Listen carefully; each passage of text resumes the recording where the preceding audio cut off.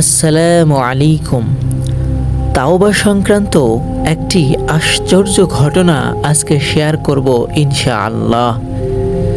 নবী করিম সাল্লাল্লাহু আলাইহি ওয়াসাল্লাম বলেছেন, তোমাদের পূর্বে বানি ইসরাইলের যুগে একটি লোক ছিল যে ৯৯ জন মানুষকে হত্যা করেছিল। অতঃপর সে তার আশেপাশের লোকদেরকে দুনিয়ার সবচেয়ে বড় জ্ঞানী সম্পর্কে জিজ্ঞেস করল বা জানতে চাইল। তারা তাকে একজন খ্রিস্টান সন্ন্যাসীর কথা বললেন। সে তখন তার কাছে এসে বলল, সে ৯৯ জন মানুষকে হত্যা করেছে, এখন কি তার তাওবার কোনো সুযোগ আছে? সে বলল, না। সুতরাং সে রাগান্বিত হয়ে তাকেও হত্যা করে ১০০ হত্যা পূরণ করল। পুনরায় সে দুনিয়ার সবচেয়ে বড় জ্ঞানী সম্পর্কে জিজ্ঞাসাবাদ শুরু করল। এবার তাকে এক জ্ঞানীর খোঁজ দেয়া হলো।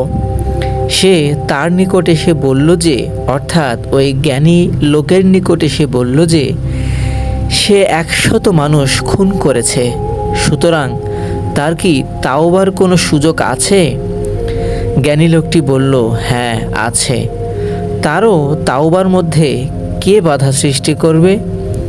তুমি অমুক স্থানে চলে যাও, সেখানে কিছু এমন লোক আছে যারা আল্লাহ তাআলার ইবাদত করে, তুমিও তাদের সাথে আল্লাহর ইবাদত করো, আর তোমার নিজ আবাসস্থলে ফিরে যেও না, কেননা ওই স্থান পাপের স্থান।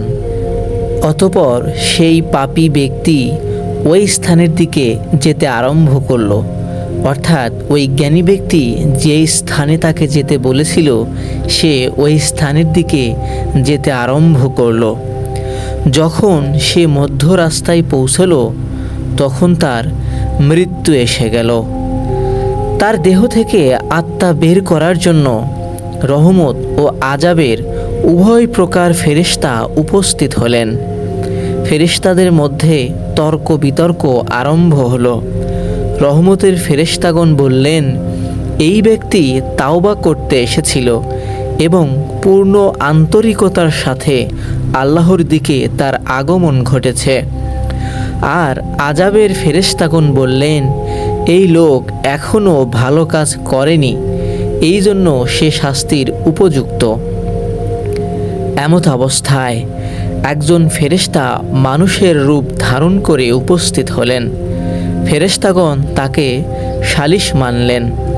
তিনি ফয়সালা দিলেন যে, তোমরা দুই স্থানের দূরত্ব মেপে দেখো, অর্থাৎ এই লোকটি যে স্থান থেকে এখানে এসেছে সেখান থেকে এই স্থানের দূরত্ব এবং যেই দেশে সে যাচ্ছিল তার দূরত্ব, এই দুই স্থানের মধ্যে সে যার দিকে বেশি নিকটবর্তী হবে সে তারই অন্তর্ভুক্ত হবে। অতএব তারা দূরত্ব মাপলেন এবং যে স্থানে সে যাওয়ার ইচ্ছা করছিল, অর্থাৎ ওই ভালো জায়গা, সেই ভালো স্থানকে বেশি নিকটবর্তী পাওয়া গেল। সুতরাং রহমতের ফেরেশতাগণ তার জান কবজ করলেন। অন্য আরেকটি বর্ণনায় এই রূপ এসেছে যে আল্লাহ তাআলা ওই স্থানকে যেখান থেকে সে আসছিল তাকে আদেশ করলেন যে তুমি দূরে সরে যাও, এবং এই সৎকর্মশীলদের স্থানকে আদেশ করলেন যে তুমি ওই লোকের নিকটবর্তী হয়ে যাও। অতঃপর বললেন, তোমরা এ দুইয়ের দূরত্ব মাপো। সুতরাং তাকে সৎকর্মশীলদের স্থানের দিকে ১ বিঘত বেশি নিকটবর্তী পাওয়া গেল, যার ফলে তাকে ক্ষমা করে দেওয়া হলো। সুবহানাল্লাহ। প্রিয় মুসলিম ভাই ও বোনেরা, হাদিসটির সারমর্ম একদম পরিষ্কার। অর্থাৎ কেউ যদি পাপ করার পর খালেশ মনে খালেশ নিয়তে তাওবা করার নিয়ত করে এবং তার আগেই যদি তার মৃত্যু এসে যায়, তারপরেও মহান আল্লাহ সুবহানাহু ওয়া তাআলা তাকে ক্ষমা করে দিবেন। সুতরাং প্রিয় মুসলিম ভাই ও বোনেরা, আমরা দৈনিক শত শত পাপের মধ্যে নিয়োজিত আছি। আল্লাহ বড় মহান, আল্লাহ বড় দয়াবান। তাই আমরা সব সময় তাওবা ইস্তেগফার করার চেষ্টা করব ইনশাআল্লাহ। আল্লাহ সুবহানাহু ওয়া তাআলা আমাদের সকলকে তাওবা ইস্তেগফার করার তৌফিক দান করুন, আমিন।